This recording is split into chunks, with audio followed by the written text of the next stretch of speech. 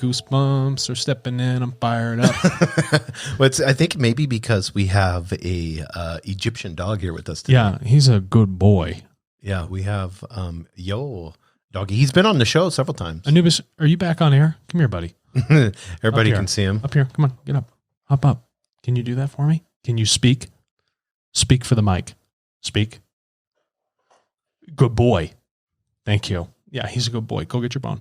Yeah, no, we're glad to have him here. He's a good energy. Oh, yeah. You know, because we're in here, it can feel a little static apart from you and I. So it's nice to have the energy of an animal in here. I think that really helps. We did 2 shows of why dogs love us. Yeah. And so if somebody wants to know why their dog loves them, yeah, they can listen to that. And what you can learn from them. Man, they teach me so much. You know, and you got Zoe over here all the time. Yeah. Learn, teach, learn. Oh, isn't that funny? Yeah. Just to be, you know what I've learned from dogs, I think the most is just to be present. Yeah. Yeah. You know, being present doesn't mean you don't have to think about your past or not consider the future. It's just saying appreciate the moment that you're in right now. Don't always be thinking so far forward. You can make decisions in the present now for the future. Right. But you can still live in the present. You know, you don't have to. It's not going to take away from that. And guess what? But they perfectly live in the present. Dogs do. It's because the past and the future is an illusion. It is an illusion, right? It makes no. It actually makes no sense at all. They thrive in the present. They don't have any issues. Consider this. I'm glad you said that. If we are living in the present, and if you're only making good choices by enjoying and living in the present, how can you not have a positive outcome in the future? I always ask people, it's like, would you rather live in the future? You know, would you want your thought process to be consumed of everything that's going to be on the future, your thought process consumed of the past, or would you like to live in the present? 100% of people always say they'd like to live in the present. Yeah. But the thing is, they always are thinking in the future. Yes. They are thinking of past mistakes or beating themselves up. You damn hypocrites, just let it go. Or this is the one that got me until I had to realize this is labeling yourself or giving yourself identity because of the mistakes that you made in the past. Yeah, that has nothing to do with anything. A dog doesn't think of the mistakes they've made. He doesn't think of it at all. Look at him. Last time he was here, he took a dump on the floor. Yeah, you know, he doesn't think. He's not thinking about that. And again, like he said, there was a courteous thing he did. Yeah. You know, we're not taking it as a threat. Hey, Jason, thanks. Yeah. No, but you know, and then when you look at that label, and then you start defining yourself by something in the past that doesn't even exist anymore. All it was the experience that mattered. Right. You know, but what the crazy part is it only exists in that thought that you give it. Right. In the present. Yes. So truly, you're only ever in the present. That's the crazy part. Yeah. People don't realize that. This is the beautiful one. The power that you give it. Yes. That past thought is because you're thinking of it in the present. But correct. There's no power in and of that moment. Yeah. And then you're allowing it. It has no power at all, actually. Right. Neurologically, you're allowing it to change and make your stomach hurt and do all these crazy, emotions. Off. Throw your hormones. Forget it. And you're doing that. All of that is being created in the present. Yeah. Not in the future, not in the past. Yep. And that's one of the things we can learn from dogs. Oh, thank you. Thank you, Anubis. You smart little animal. Well, I've got a lot. I was showing at the show. I've got about 60 pages of notes here. So I'm glad you brought Webster's Dictionary. Speaking of Webster's Dictionary, we're going to be talking about decentralization today. I want to give the actual definition of this. Jason, how could that even turn into something spiritual? It's going to. You're going to see what is happening. We're going to get into a little bit of history. Okay. We're going to get into we're going to get into the French Revolution. Oh, oui. Yeah, and we're going to get into libertarians and anarchists. Oh, great. This is so exciting. Yeah, so decentralization is a process by which the activities of an organization, particularly those regarding planning and decision-making, are distributed or delegated away from a central authoritative location or group. Okay. So the government tell you how to feel about yourself? I'm asking you. The government can tell me how I feel about myself? Should they tell you? No, like I'm going to give you an instance. I think I like the idea, right now we're in COVID-19, I like the idea of wearing a mask to protect others. I think it's a selfless act. Mm-hmm. I think that's good. But when the government comes in and mandates it, I personally haven't, that's came out, our city here in Albuquerque came out and said, that we're going to have severe fines. And the government said there'll be $100 fines if you're not wearing a mask out in public. Yeah. I think even if it's a chance of me to give it to you, just to have that selfless love of humanity. Sure. Put the mask on just to protect, even if the science is pseudo or, everybody, because this is I hate to be on polarizing issues. You're on it though. I know. I hate to be on polarizing issues when it's so polarized, because then everybody gets that emotion gets so caught up in upwelling of it, in the emotion. left and the right. Yeah. And mask, this thing of mask ends up turning into, but I don't like the idea of the government coming and mandating me wearing something. I don't mind them suggesting. Yes. And like vaccines, you don't have to get them. Right. But 80% of people do get them. Right. And Yes. the other 20%, whatever, you do you. If 80% of the people want to wear masks to just, help with the herd immunity, go ahead. Right. By all means. But for someone to come in and tell me, this is how I got to walk, this is how I got to talk, this is how I'm going to eat, and this is how I have to interact. Right. That seems to be an issue, because then you're towing on the line of the decision and free will of an individual.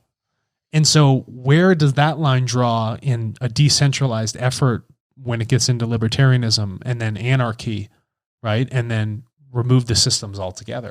Yeah, and I think I want to start the opposite with centralization. And it came into us in France in 1794 as the post-French Revolution. Mm-hmm.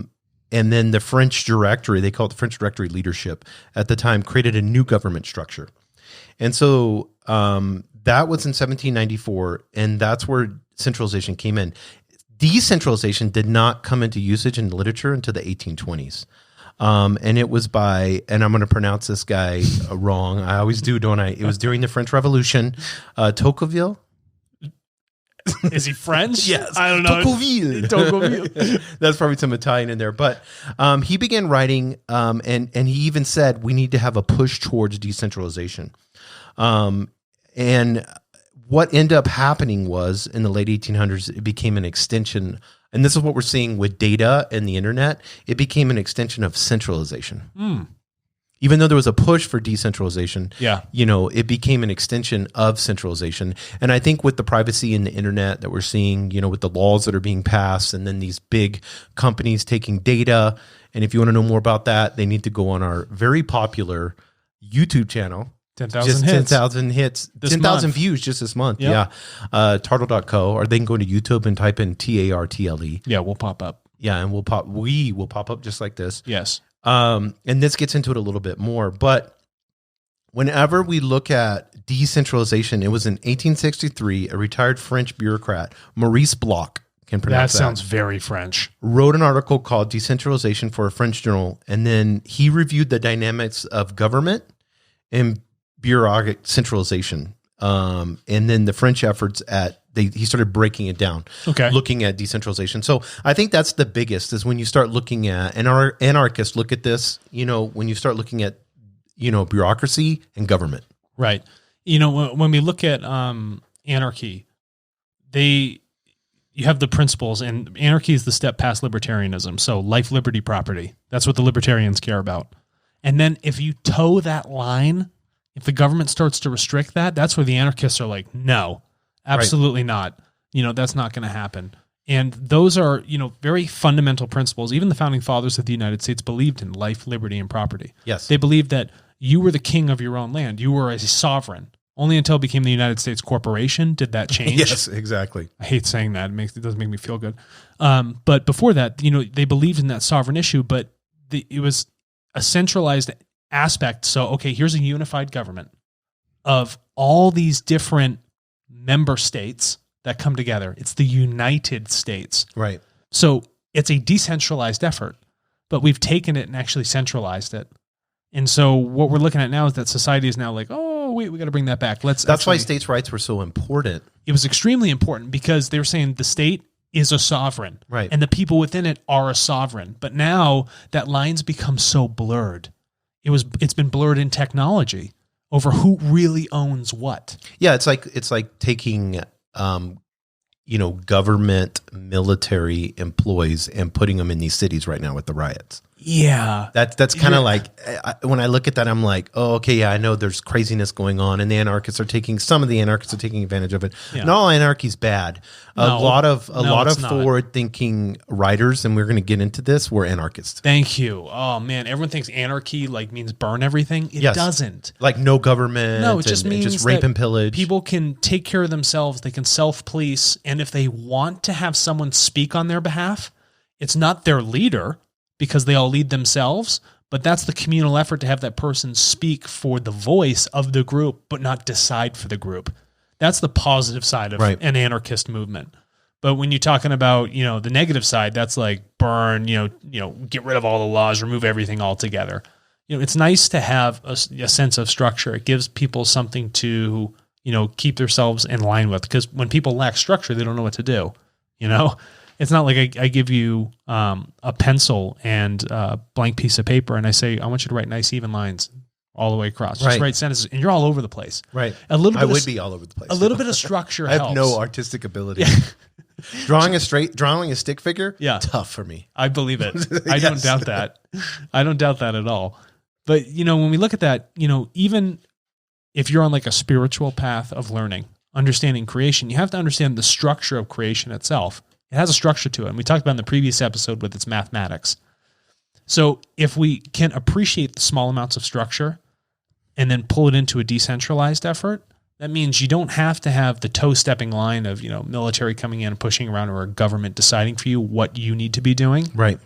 They can appreciate you as a sovereign, a physical material sovereign. And then, if we were a little bit more elevated, they look at you as a spiritual sovereign.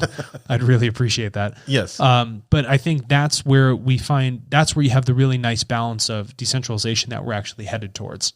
Yeah. And I like Norman Johnson. He wrote a bunch of papers on this, and this was in 1999. So we'll move forward a little bit, because I want to explain this. And he talked about it in a systems approach. And what I really like is he's from Los Alamos National Laboratory. Get out of here. Yeah. Good for him. Yeah. We're right near there. Yeah. I think we could probably wave to him. Yeah, exactly. He said this: a decentralized system is where some decisions by the agents are made without centralized control or processing. An important property of agent systems is the degree of connectivity or continuous between the agents, a measured global flow of information or influence. Mm-hmm. So I like those keywords: information, influence.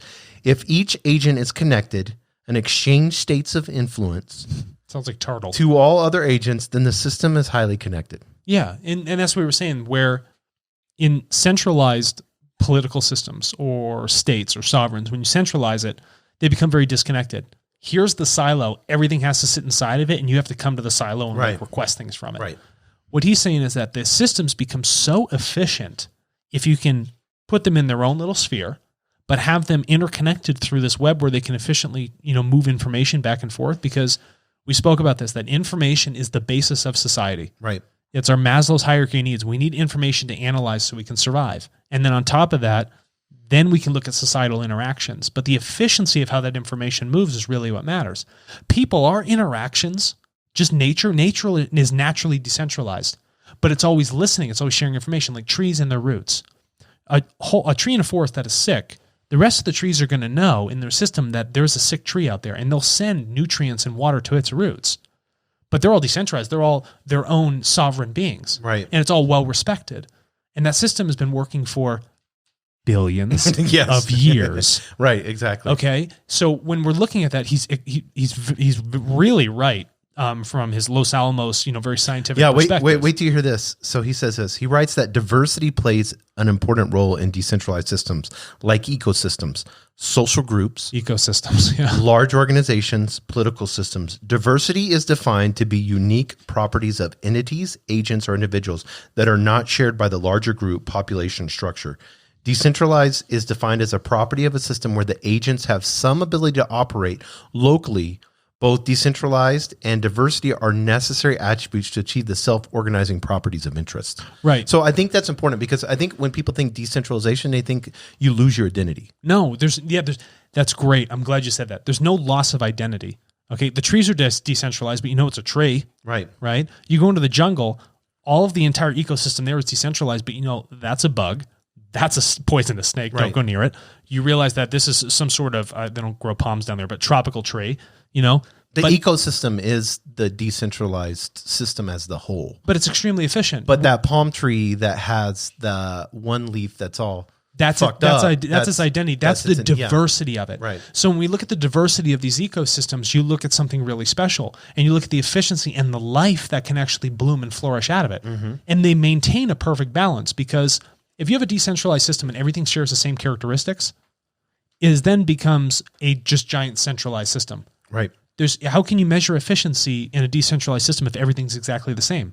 It has to have that diversity within it, so then you can truly measure the efficiency by something that carries its own identity, but still has the ability to operate within this system's network and share that information.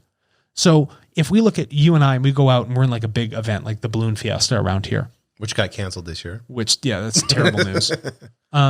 There's a lot of us interacting as human beings. And we do this day in, day out, and we all have our characteristics. We show up in our own clothing. Right. We have our own way of purchasing our tickets. Right. We're going to drink our coffee a certain way. We're out there watching the balloons go up, and all the pilots are going to fly a certain way. But the whole system functions with a little bit of structure, telling people where they can walk and where they can't, where the pipe of information goes.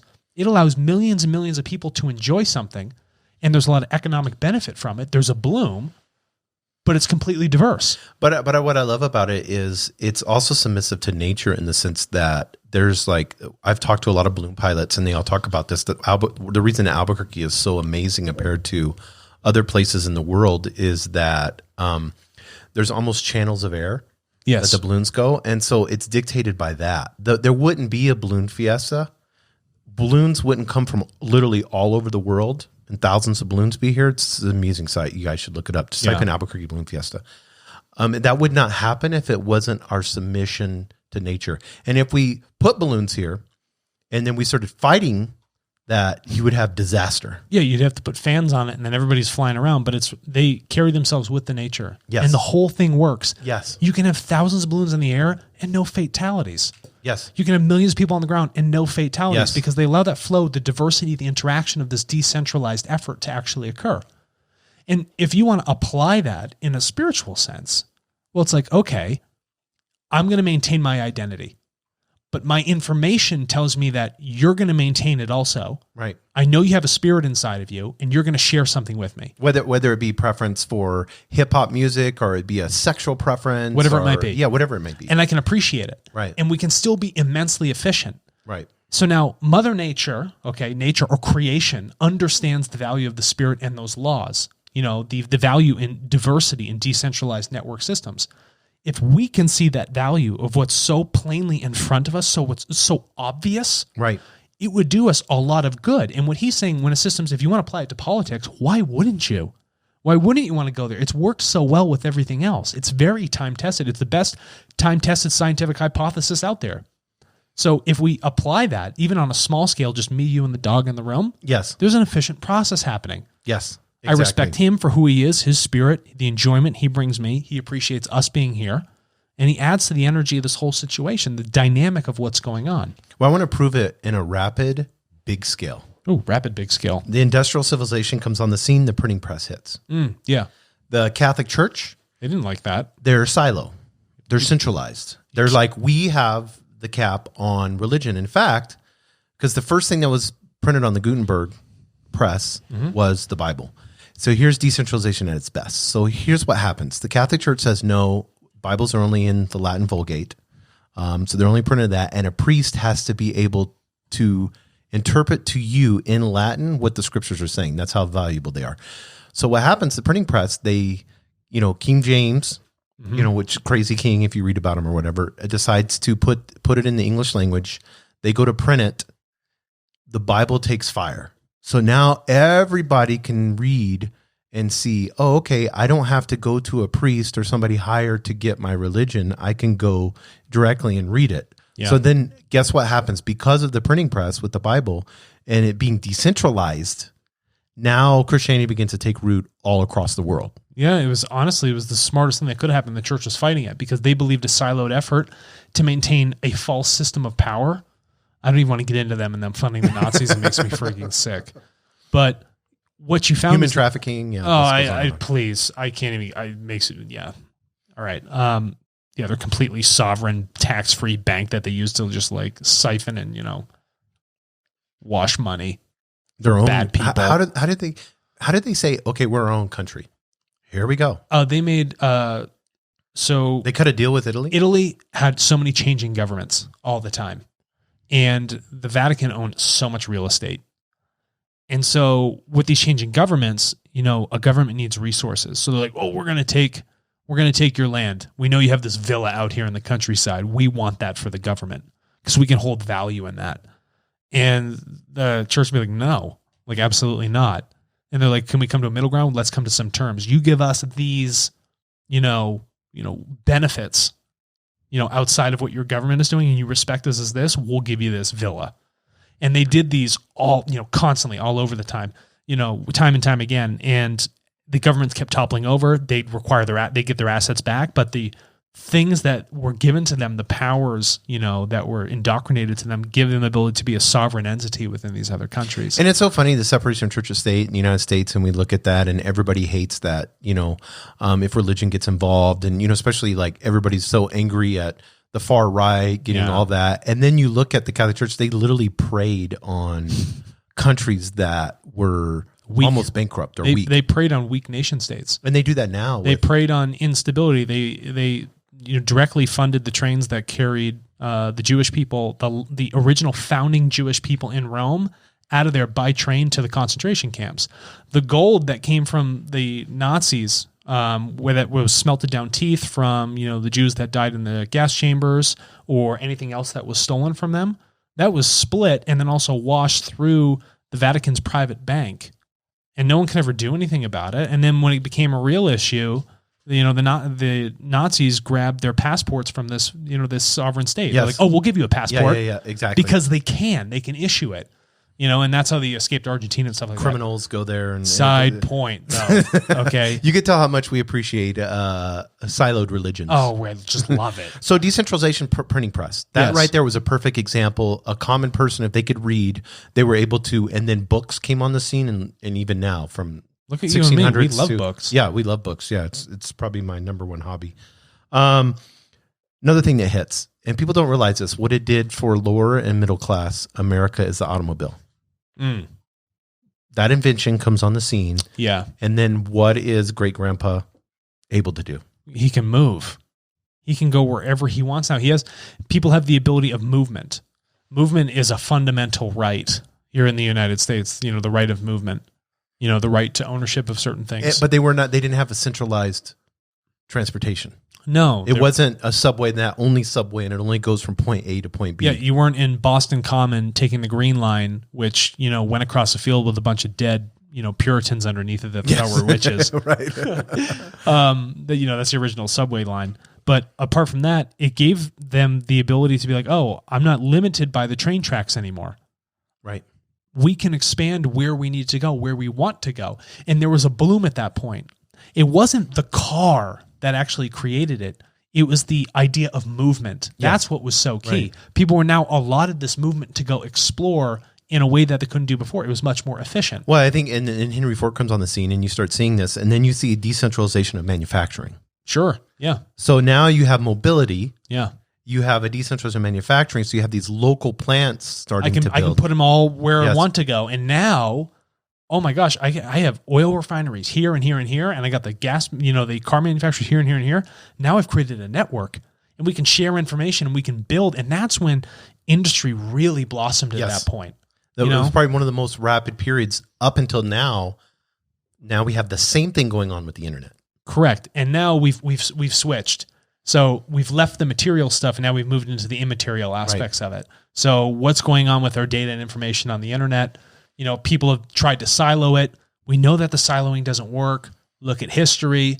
Let's decentralize. Let's go through the same effort and economic boon that we received when we decentralized everything else in the United States back in the early 1900s.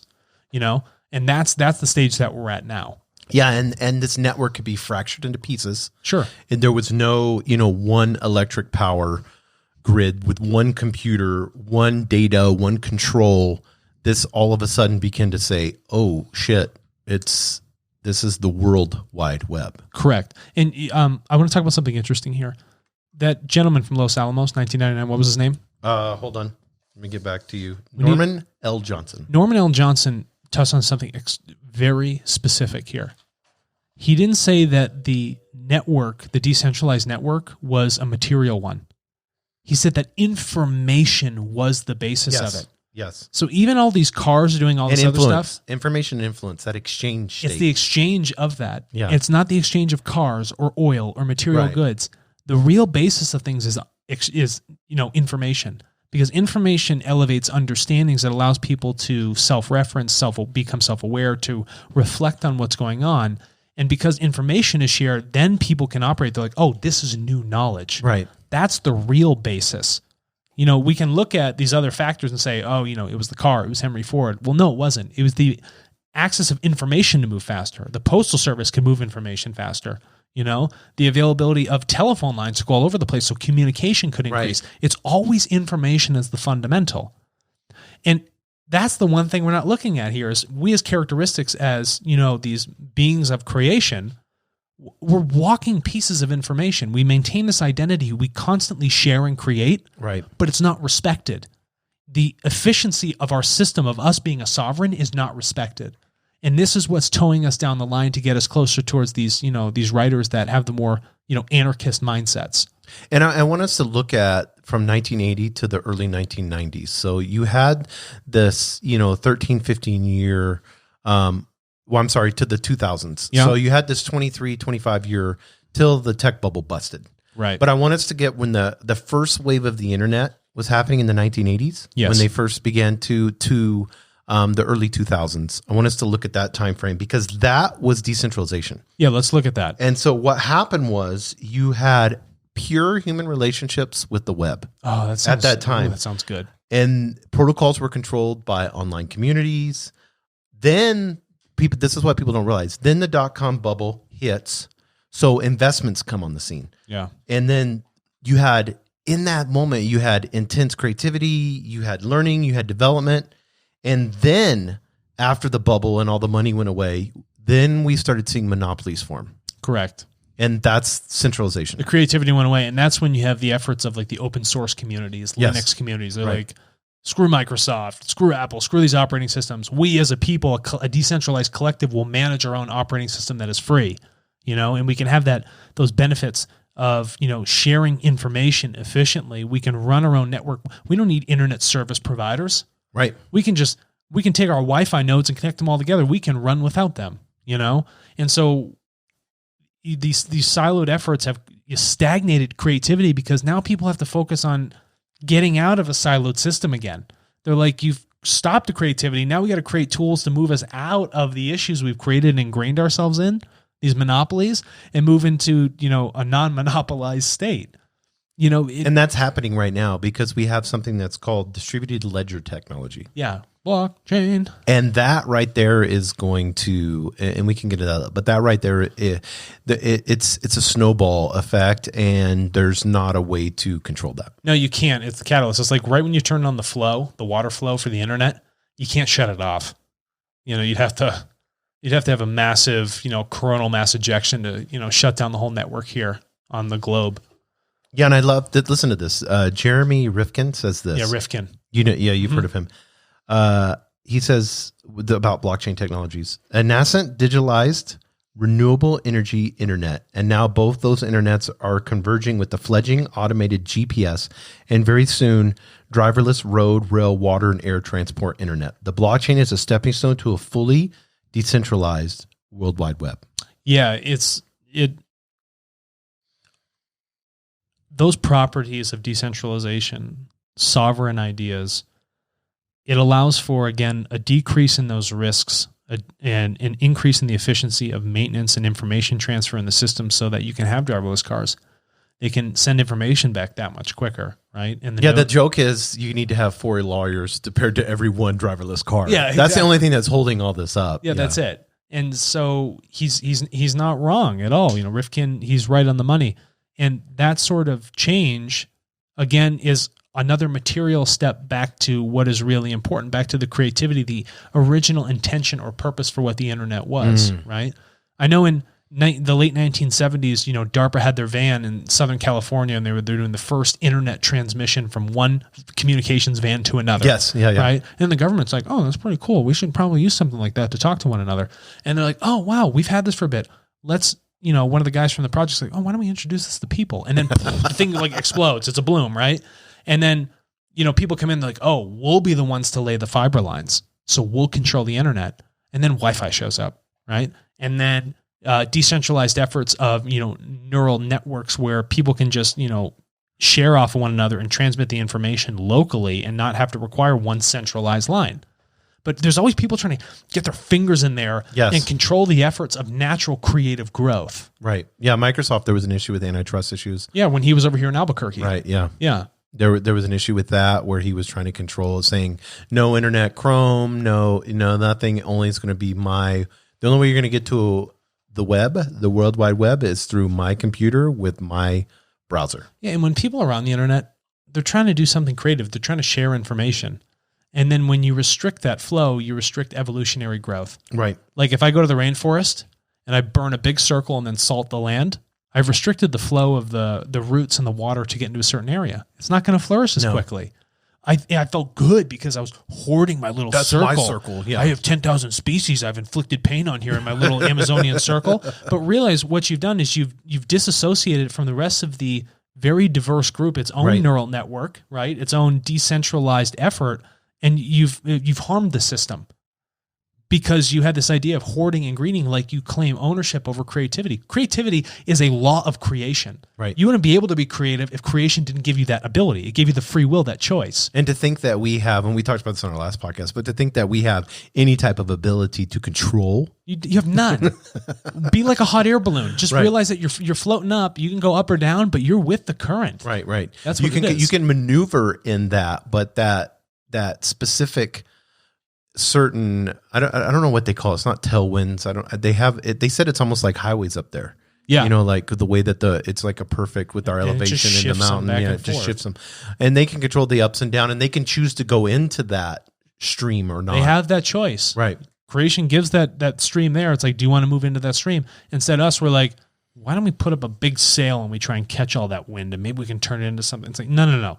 Let it flow. And what I want people to understand with blockchain, and why this is so important and this is so huge, is it's 1,000,000 times more the speed, the reach, the flexibility, and the automation and the capabilities that we can in what we currently have right now in the internet. This is like what we have now on the internet is a small sliver compared to what could happen if blockchain takes into full effect. Correct. And this is what the internet really needed for its leg up. Yes. It needed, verified transactional records of information to actually map out the networks and the flow and where things were coming from truthfully. Right. That's important because then you can say the creative ideas came from here. The information was passed from this area, and then you can go back and reference that information. Was that information truthful? Was it actually beneficial? No. I don't want to receive information from this node anymore. It's actually it's like a gut check for the whole internet. Yes, it is. Yeah. And now it's like, oh, now you gave me this liquid injection of, exactly what I needed. Thank you for blockchain. Thank you for the ledger. This is what the internet needed to actually move itself up to the next level. It's like the hot air balloon saying, let's gas it to get up to the higher highway because we can move a lot quicker. Yeah, I love that. Yeah. And one of the things that he talks about, which I think is really interesting, is this. There's something beyond communication. Ooh. That's going to get spiritual. And I want you to explain this. There's something, the internet is beyond just communication. Being able to have faster speed, reach, flexibility, automation capabilities. The thing that's beyond is, and what's the most valuable is the corners of human concern. How we can have a human concern, or humanity collectively can have a concern, and then the ability to be able to fix it, the ability to be able to, do you see what I'm saying? Okay. What's a concern? World hunger is a concern. Right. How do we disseminate information across a network efficiently to say that, oh, look at this video. Look at the data that backs it up and where it's coming from all these countries with people that are starving to death. We can share this with everyone in this decentralized network. And we can truthfully say that this information came from here because of the blockchain ledger. Wow. This is now a concern for us to focus on. We can now use the internet as a proper tool to realize globally in our perspective what needs help. Yes. Where before it was very easily ignored. So now it actually brings things that were far away back to home. And that's a completely different mindset and frame of reference. That's an evolutionary change in the individual where they really need to look beyond themselves now to say that I am but a small fish in this enormous pond, but I do play a part in it. So how can I and a group of others who have this information, have it in front of us, become aware of a true human need that needs to be fixed so we can bring them up to the same stage that we're at now because they deserve it in every way, shape, or form. And that's what he's talking about. That's that corner. And the internet having this ability with the blockchain, the decentralization allows for those concerns to properly be brought to light. Yeah. And then if you begin to take these evolving tech, this tech that's out there now, when we start looking at quantum computers, we start looking at AI, we start looking at how machine learning is growing and rapidly. And then we have the ability to have, and I believe, through studying and looking at this, a lot of these AI scientists have a good heart. Yeah. I've listened to 3-4 hour podcasts with a lot of them, and it's amazing how that they hate the military industrial complex. They despise these big silos. They want to leave a legacy of doing good, not in an egotistical way, but they're seeing the implications of what can happen. Yeah. And you know what this reminds me of? When Oppenheimer and everybody was making the atomic bomb over here at Los Alamos, when they first dropped it, they were like, crap. Yes. I realized the power of atomic energy, splitting the atom. But now I've seen what happens when you use it for a negative purpose. That's not something I want to be a part of. Yes. And so what you find is that these people with the AI, they understand that information is the basis of society that will allow for our growth, our evolutionary understanding of one another.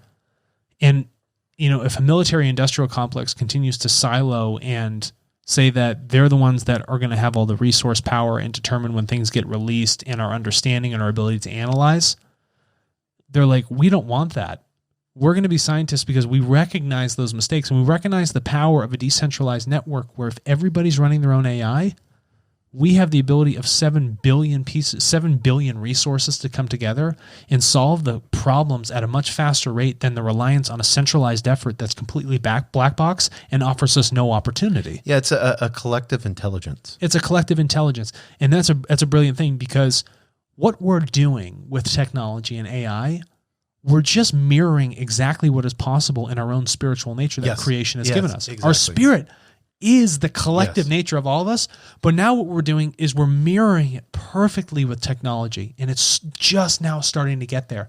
And that's when we find the apex of human evolution, where we were designing technology just to design technology and make technology efficient.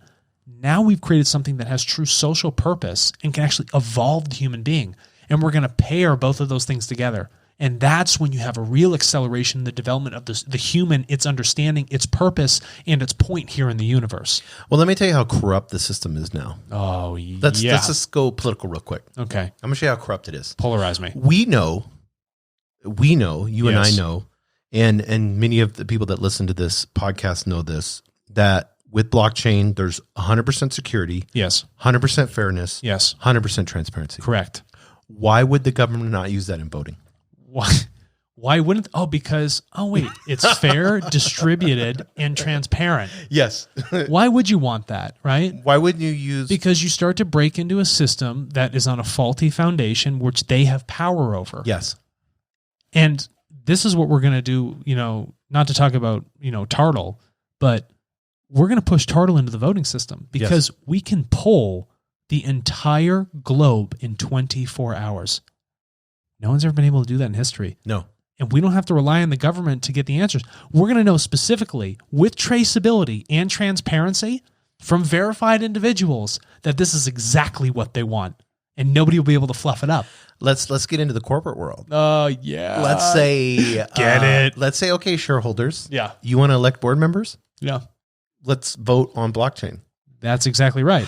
Why. Why wouldn't they do that? Why wouldn't you want to do that? I know. Why wouldn't you want to? No, that's the real question. Yeah, but the thing is, they don't want it because people like to hoard, maintain power. They like the thought of thinking they have power. They like the thought and the thinking that they can, hold on to and attain and grab more resources that other people, can't get their hands onto. And if you supercharge the internet, yeah, this is what people don't understand. If you supercharge the internet with blockchain, it becomes this collective intelligence that we've created as a people. As a people. We the people. We put the value in it. We put teeth on it now. Yeah. George Washington's just got to be so gooey about it. I wish he knew, Yeah, because it's the liberty. It's life, liberty. Yeah, like you said, your property. Blockchain? Yeah. With property? Yeah, it's freedom. Think about that. If you owned a piece of property, I own a piece of property, and we have blockchain and we can verify it through that, we don't need a title company. You don't need... Why do I got to pay taxes to someone to verify it? Yes, I don't need you to push paperwork on the tax. Yes, exactly. And guess what? If the town needs money, the local area that I'm supporting, well, then we can distribute it through our ledger, and we can all see that it's hurting. So it's like the sick tree in the woods, right? We are all here supporting this network. Now that we understand what's going on, we can give money to this centralized effort to support our little diverse system. There's no reason it shouldn't work like that. And it doesn't take away from anything else. It's just self-supported at the base, at the foundation, rather than let's send money to the top and have it drip down. Yeah, no, I love that. And so when we look at blockchain, and then I want to kind of pull us into currency, because this is, the love of money is the root of all evil, Jesus said, yes, which is greed, not money itself. So there's a guy, very, very sweet. I've watched a lot of his interviews, super smart guy, and I can't pronounce his name. I wish I could. The Ethereum founder. Yeah. I think he's, I know he's Eastern European. I don't think he's Russian. No. I think he's from a small little country. Like, closer to Belarus or something. Yeah, or something like that. Yeah. Vitalik Buterin, something like that. He defines it this way, Ethereum, and I love this, and I want you to speak to this.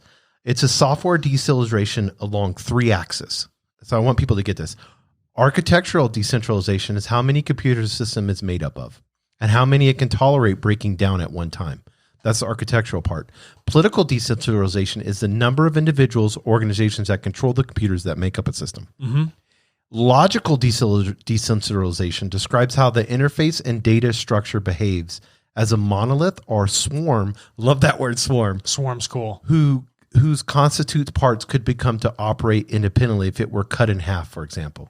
Yeah. As he puts it, blockchains are politically decentralized. No one controls them, and are architecturally decentralized. No infrastructural central point of failure, but they are logically centralized. There is one commonly agreed state, and the system behaves like a single computer.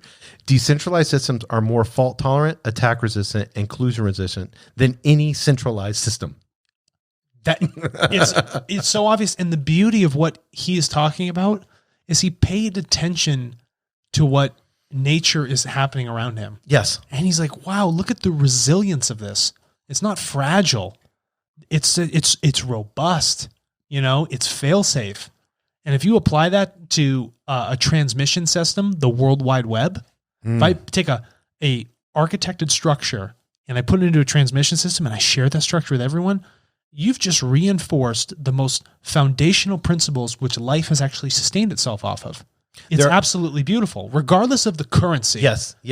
The actual design and structure of it is genius, and the transportation of it through this medium of the internet, that is a massive evolutionary state, and that's the real purpose. He doesn't care about the currency itself. What he cares about is how the information in the network actually integrates itself and understands itself. It's these 3 axes. Yes. It's the interaction of those 3. Who cares about what the money is? Yeah, and the money is the tool. Like Elon Musk, is the car. He's like, no, I want to get to Mars. He's like, I don't care about getting to Mars. It's that ability to create that technology along the way. That gets you along the way to get there. And people always think of the internet and they think desktop, they think, networking, they think a cable. What we don't realize is we have 4 billion people that have access to a flush toilet. Yes. But there are 8 billion cell phones in the world. Yeah.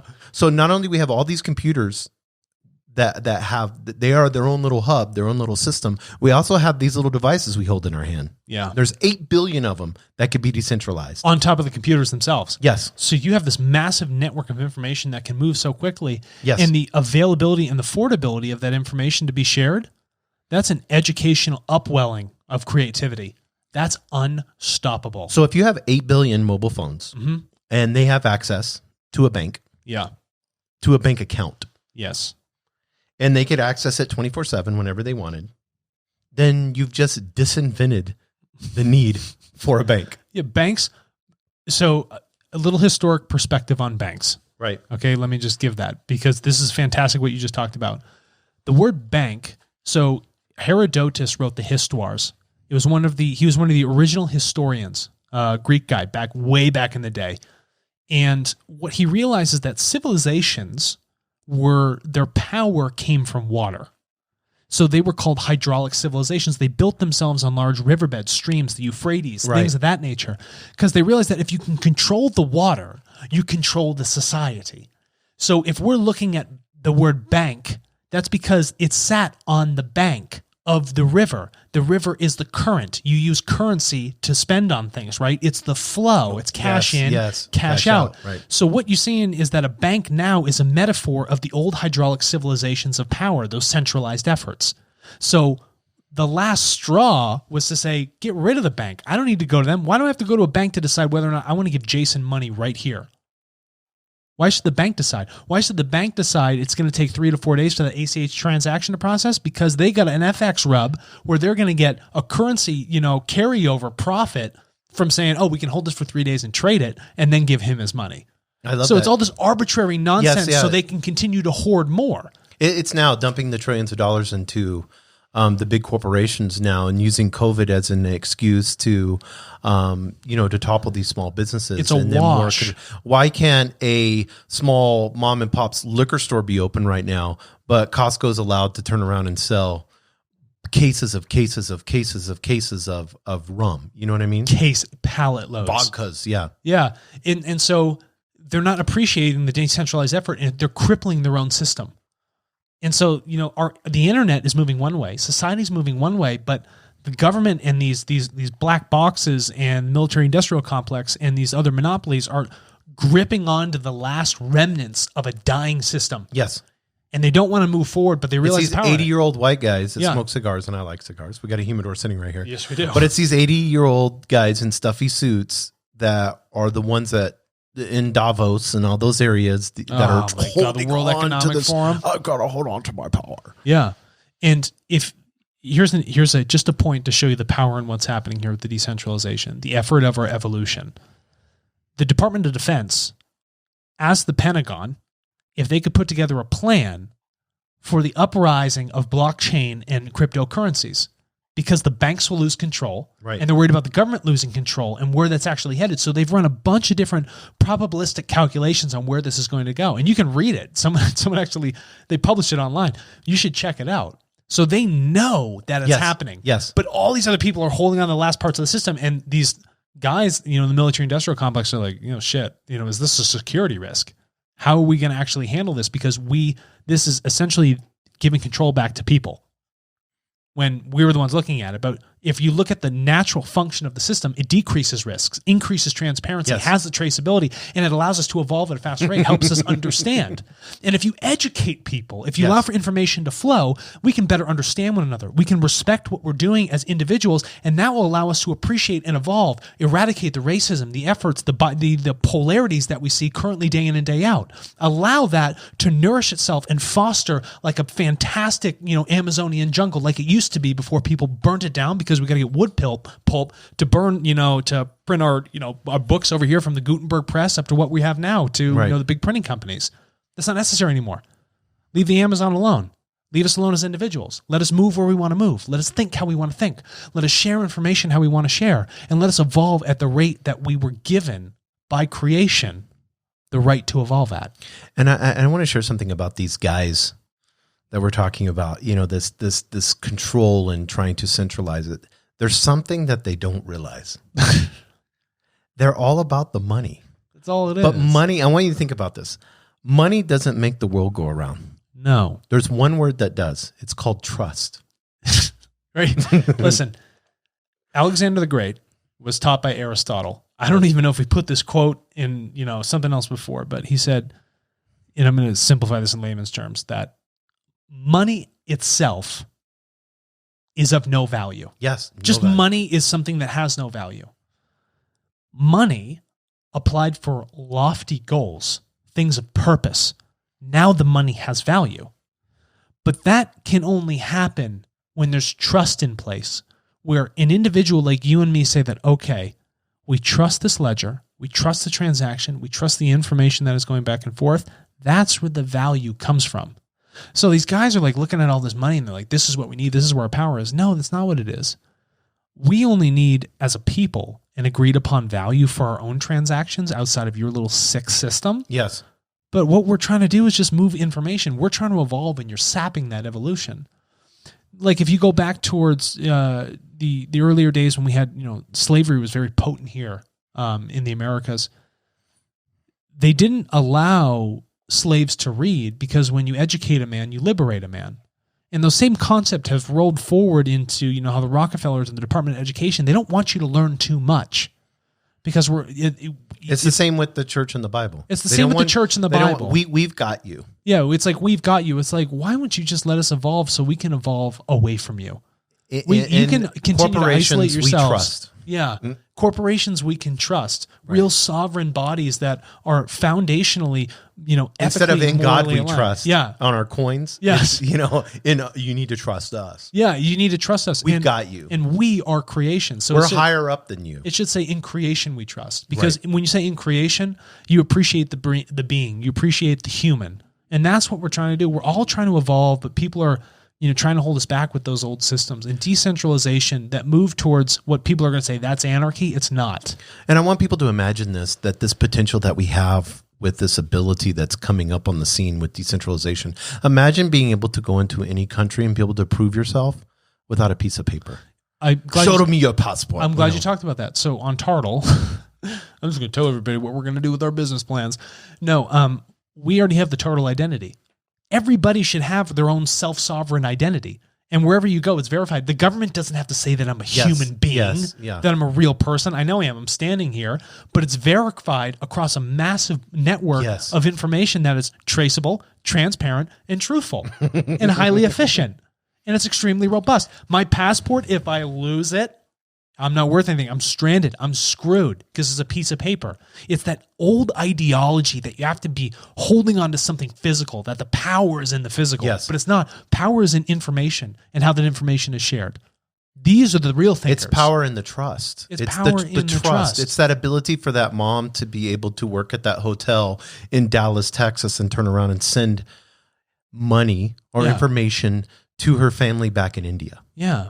And not have to go through all the process and percentage of it taking. We're going to take 8% because you're having to send it from this currency to this country and the exchange, and everybody's making money. And we have to make money because we trust each other and we don't trust you. So it's like the banks, the governments, the corporations. They don't want you to think that we can have any trust. Media companies don't want you to think that you have any trust. They show all the bad aspects of it, but people can trust one another. We can do a pretty damn good job. And if you're not going to allow us to just do it innately, we're going to build our own system outside of yours so that we can show you how well our trust works. And that ability to have a truly, democratic process where your vote actually counted. Yeah, because... And it was 100% true. Decentralization is a democratization of information. Yes. And that democratization of information only happens with that truth. Right. Now it's a real vote. Or my property is owned by me. Yeah, it's owned by me. I own it. And I have trust in this, and I can see this through these millions of computers that have that ID and that verification showing that I have that property. And how many more servers, hard ones, clouds, everything is stood up every single day supporting the system. They're just in constant perpetual growth. And it's that dad in Bangladesh that wants to start a digital marketing company because he has a great idea and he can do crowdfunding. Yeah. That's decentralization. And it's decentralization of investment. $2,000 to be able to start this and not have to rely on a bank. But the IRS, they hate it. Mm-hmm. The SEC hates it. FinSec does not like it. They don't like the fact that we have the ability to raise money from one another. If we have a good idea, why should I be able to ask the public? Yes. Why do I need a qualified investor to be the only person to come in? Those are the holdups. These are the bars in our efficiency. This is the red tape.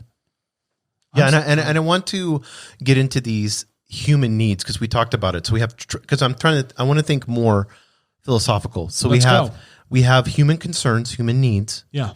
We have fast information flowing, and we have trust. Yeah. Money's just a small part of it. Money's not the actual, it's the trust. So we have the ability to have no poverty. Yeah. We have the ability to have zero hunger. We have the ability to have good health, and we're going to get into these, good health and well-being. Education system. I love that. Oh, wow. Gender equality, clean water and sanitation, affordable and clean energy. This is all the possibilities. Can you stop talking to me about your utopia? Decent work and economic growth. Yeah. Industry, innovation, and infrastructure. Yep. Reduced inequality. Sustainable cities and communities. Responsible consumption and production. We could talk for that for an hour. Climate action. Yeah. Because that's what needs to happen. Action. No more talking and writing books. The life below the water, which sustains us. We have the ability to be able to fix that. Yeah. The life on land. Peace, justice, and strong institutions. And then partnerships that's decentralized for all of these goals. That was the most poetic thing you've ever said. Now, and you say that, from a philosophical sense, you're like, wow, is this stuff possible? Yeah, it is. The thing is, the question, do you want to use the tools that are available now? And do you want to really, juice the system up so we can get ourselves towards these absolute possibilities? These ideologies that were once we thought unattainable with failed utopias, well, they didn't have the ability of information and the tools that we have now. Yes. They didn't have the ability to actually move away into this self-sovereignty. They were still, the perspectives they were blinded, they were clouded. But now these philosophical ideas are actually, they're becoming a reality rather than me sitting around just pondering about them. Yeah. And I want to give people an explanation of how this works. So you have a very poor farmer. Yeah. And he's growing coffee. Starbucks would have the ability to be able to pay them right off the bat through their mobile phone, even if they don't have a bank account. Correct. We need to think about that and to do it in milliseconds. And it's no longer, the possibility. You can do it with Tartle. Yes. Yeah, exactly. You can connect. Everybody gets their own bank account that they own. We don't decide for I don't even like calling it a bank account because it's not what it is. They got their own little like trust nugget. I don't even know what I would call it. Probably a trust nugget. But these are the possibilities. These are the utopian ideas that we're actually phasing into. Yeah, and it goes more than just banking. I want people to understand that. So you have Telegram. Yep. Which was an encrypted messaging app. Yeah. And because I want to get into some very practical things that are happening. I want people to see that things are happening right now for decentralization, and this is the future. Correct. We know this. We can see this. We know this. It's a Telegram open network. It's launched with test clients it's blockchain based. Yep. And it's this ability to allow, you have Kik and you have all these that are beginning to expand into being able to, through messages, just through a simple text message, being able to send money. Yeah. Like I could send you money. You could be in Singapore and I can send you money in a text message and you get it in milliseconds. And that's an unheard of thing. And you can't stop that pipe. They're going to try and shut it down. But the thing is, we're getting smarter about how to decentralize ourselves. We're getting smarter about how to change our IP addresses so that it doesn't look like we're coming out of China and my government's telling me I can't use this web page. It allows you to have continual communication, and communication allows for information to flow, and that allows for those corners of humanity to evolve so that we can have a focus on something that actually needs a resolve. Yeah, and there's a company called Numera. This is interesting. Big boys here. Yeah. Hedge fund model.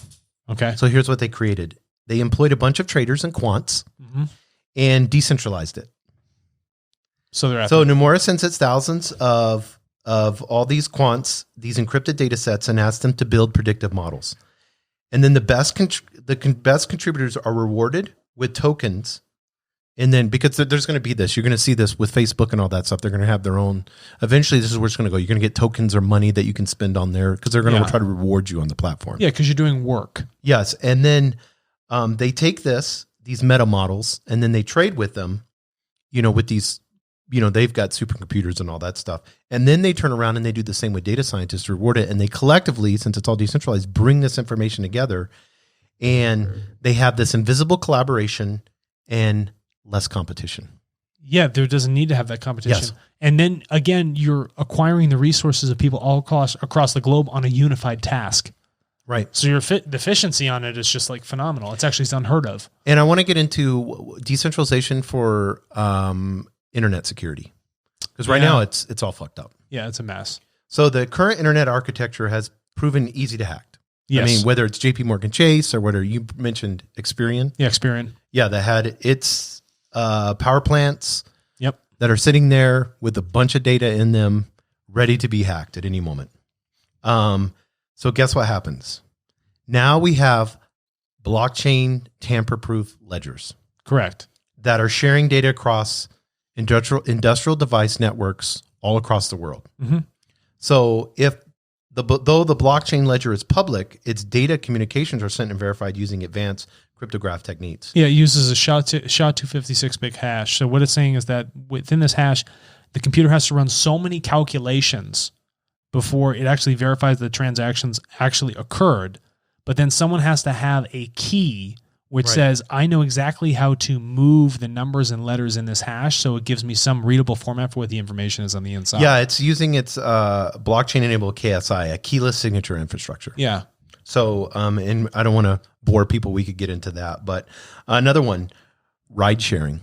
Yeah, ride sharing is very decentralized. Ride apps like Uber, Lyft, all those things. As we get into more of dispatching hubs, algorithms to control fleets of drivers and see changes within traffic, that becomes decentralized, because now it's like all these vehicles they would say, okay, there's traffic here, there's this going on. That helps humanity. It gets you quicker from point A to point B.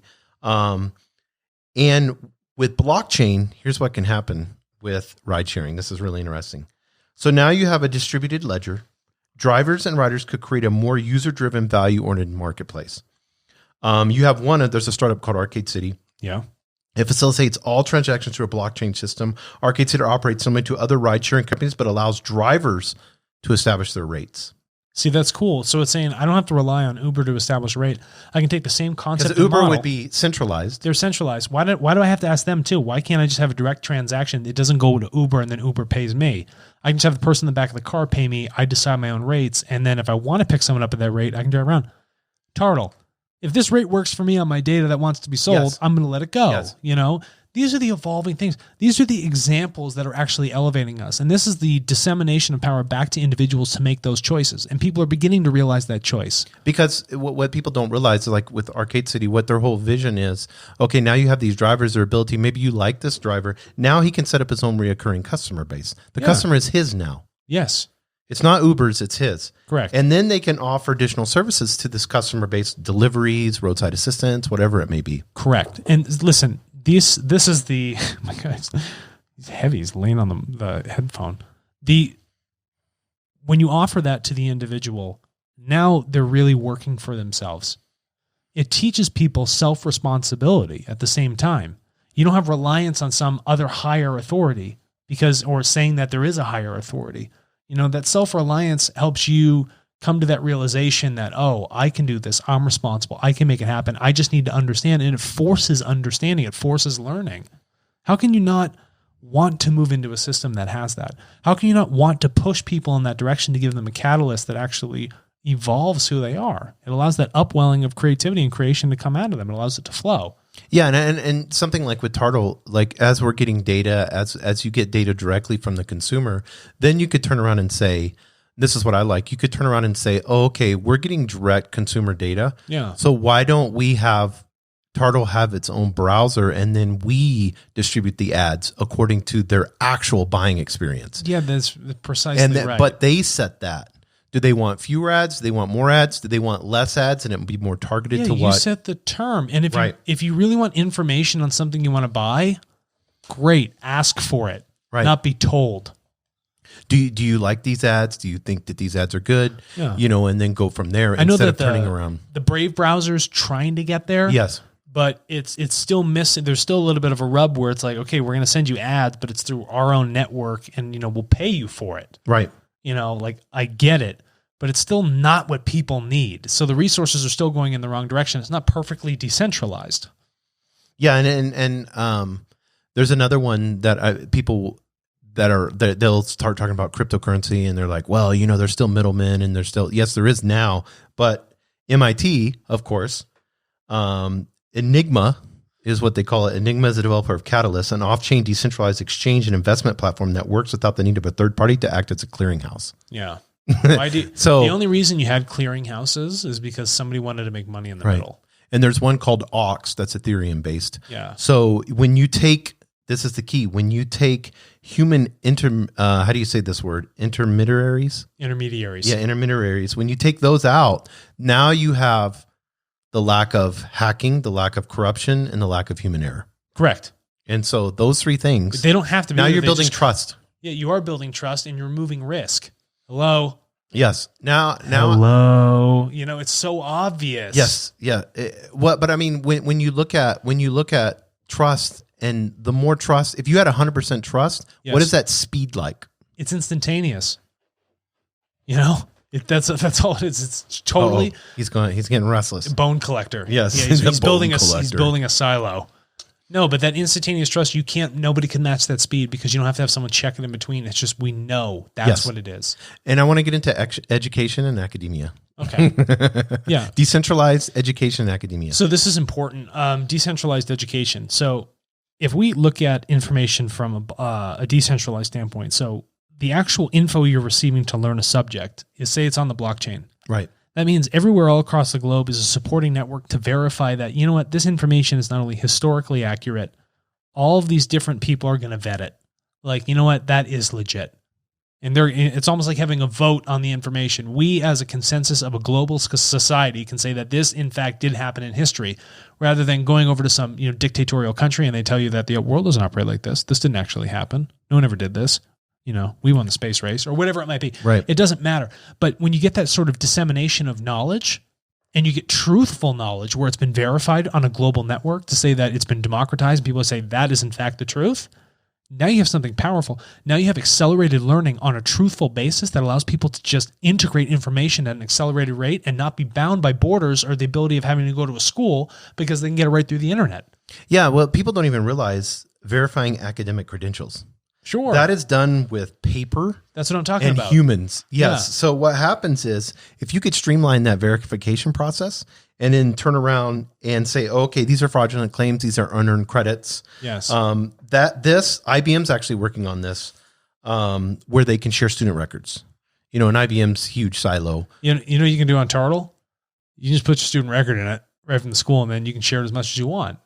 They can work all they want on it, but it's already done. The question is, do you want to do it? Right. The tool is there. The availability is there. Do you want to do it? Do you actually want to evolve, take on the responsibility and get it done? Do you want to build that system of trust? Or do you want to keep living in the dark ages? But why wouldn't, so decentralized education, why wouldn't you be able to put it into the parents' hands then? Hold on a second. You can. But when people think decentralized education, the first thing they think of is universities. Yes. They're the biggest moneymakers. Oh. They're the biggest moneymakers. And on top of that, you're seeing that, if they're pulling in all this cash and you're saying, I can get a specific, much more in tune, highly more in depth, more resource rich education for no cost at all. Why would I go to a university? I only go there because somebody has to say that I went to it. They got to give you a piece of paper to say that you're an educated human. A piece of paper. being. Think about that. It's 2020. Yeah. And you got to get a piece of paper. It's that physical Somebody has thing. to hand it to you. Right. And you had to pay for it. You had to pay for that term to go through it. You had to accrue all this debt, but you could have, frankly, spent $4 on a library books card. That cost $100 and parking spots that cost $500. You think about that at the university. So if you want to pay rates. these poor students, I see it here at the university, they're paying $500, $750 just for a parking spot for the year. No, it's ridiculous. It's ridiculous. The amount of debt that you have to move through just so you can educate yourself, it's another barrier. So removing that barrier, and children, they all have tablets now. They all have phones. Yes. They have access to knowledge and information. There's so many applications out there that actually can teach them mathematics. The simplest guy that kind of started that So you had Wikipedia, which was a dissemination of knowledge. Wikipedia needs a lot of tuning. Wikipedia needs blockchain. Yes. In my opinion. But if we're looking for, a real educational growth platform, Khan Academy was the guy that really kicked it off. Yes. To show that it was possible that you don't need the school. You can receive a high quality education online through the internet through a free dissemination of knowledge. And if you're in the educational field and you're a teacher, professor, whatever, why would you not, for humanity, want a decentralized learning materials? They don't make Why money would off you it. not want? Just think about that. I want us to get away from all the others. Learning materials, the ability to have somebody in Africa that has a tablet that is given to them. Why could they not have the same privilege? I'm using the word privilege And opportunity. that someone that's sitting in Massachusetts. They can. We're not giving it to them though. And if you're a teacher, if you were a real teacher, you don't do it for the money. You do it because you understand the value and the power in the dissemination of information and knowledge. That's what a real teacher is. They don't do it for the money. They do it because they know that is the evolving catalyst for a human being. That's the most important part. Yes. Those are the true teachers. And the ones that are creating these systems that are doing this, that guy who started Khan Academy, worked at a hedge fund, he's a true teacher. He doesn't ask for any money. He's actually trying to disseminate information and knowledge. He's trying to uplift everybody all across the globe. Yeah, and I want people to get this because I want to make it really practical with blockchain. So let's say you want to purchase a vehicle. Everybody does that. Yep. So let's get into, because I want to push past this for sake of time and everything. I want to, because we have a lot of these and I'm trying to get through each system because I want people to understand how it's going to affect every single part of their life. You got a title and a pink slip. Yeah, and registration Yep. of the vehicle, insurance, Emissions testing. emission testament, an agreement between the manufacturer, whether it's, let's say Mazda, for instance, so it's Mazda, The VIN. a dealership, whatever it may be. Yeah. So you have DocuSign now, which is kind of a tool, but imagine the blockchain public ledger. Imagine a blockchain public. He's like, oh, good boy. I hope everybody can see this. Oh, they can see it. They're Yeah, good. Oh, he's yeah. like He's super like, what do you got excited. up there? Can I talk? Yeah. Get on the mic, bro. Get on the mic. You like cars? Is that what you like? He said, did you say Mazda?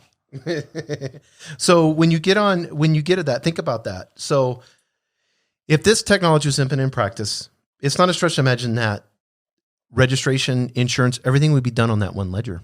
All one ledger. And you don't have Just to go like through that. multiple bodies to Yes. associate that, this car was a I need to verified talk to a transaction. salesman. I need to talk to a finance manager. I need to talk to a sales manager. I need to talk to the manufacturer. I need to find the pricing online and get this Costco pricing or KBB or all that stuff would be done. It doesn't need to exist anymore. None of that needs to And all those exist. people that wanted a cut that were draining a system Yes. that drains the value out of Yes. it, they don't need to be there. Yes. Go put your focus on something else that's important. And so I want to get into another one, cloud storage. Oh, yeah. Cloud is coming huge. Cloud's huge. Yeah, we actually use it on our system. I don't want to keep talking about this, but we use this thing called Kubernetes. Right? So you have the cloud, right? It's a server somewhere. But the thing is, how do we decentralize that server? So it allows us to set up the system of containers. So if one fails, something can instantaneously Data loss, replace it, right. right? So there's no data loss in the system. There's no downtime. And if like a hard server drops, there's tons more to come up and spin up Or and take its that place. hard server gets attacked? Yes. We don't have to worry about it. And we have the security disseminated Right. across everything. And that's love from the that. cloud standpoint. Yeah. One of the ones that people don't realize that can help with this, especially in a holistic way, how blockchain is forecasting. Sure. We always forget that word. Yeah. So research, analysis, consulting, like they have a machine learning that can look at millions of a lung that has a cancer in it and then spot that, and they've taught it. Well, then in seconds, it can look at millions of these x-rays Yeah. and then come up and say, okay, this one has this one has this. Where it would take a group of expert doctors To come go together. to come together Yeah. and then to look at millions of x-rays, it would take years and years and years for that. Correct. So this is something I think that you're going to see when you look at data analysis and you look at forecasting operations. We're going to be able to get targeted predictions and insights, like specifically and in real time. It'll be in real time because we have the ability to share that information accurately, transparently, and with traceability right to the source that requires it. Yes. And so what is forecasting like for the future of forecasting with Tartle? What does that look like? If forecasting is great to assume like where the growth of something's going to be. So if you're talking about like a tumor, Right. we can forecast that the tumor will give us big, on our past data. But when you're looking at Turtle, you know instantaneously what's going to happen. That's the most important part. You know at this moment with complete certainty that this is going to be the outcome. And you get to watch that outcome for any length of time. And I want people to get this in understanding how we talked about property and stuff like that, but let's use this one, the music industry. So you create some art. You create music. Yeah, did you really It's create so that siloed now. Yeah. Could you imagine if it was on blockchain, how it would be able to, if somebody wanted to pay you for your music, Right. why do you need a record company? No, you don't. You don't at all. And we're actually seeing that change in the industry. Why do you have to sign over your sovereignty Yeah. for the art that you created? Why'd you sign over your creativity to them? Yes. Yes. Wrong. You know, you own that. distribute That's it, your yeah. creativity. Right. So, Jason, I gotta ask, then what does this mean for everybody? Yes. You know, we're an hour 15, so I'm just like, Oh, I didn't even know that. yeah. So I'm just like, The last time I looked, it was at 40 minutes. right. What I want to know then for the audience is like, what can be learned from this? Like, Right. what's the next step then? From my perspective, this is moving us towards that. Again, we're bringing both those rails together. It's technological evolution and evolution of the human being. And that's where we get the real development of the utopian values of society. And that's where that's headed.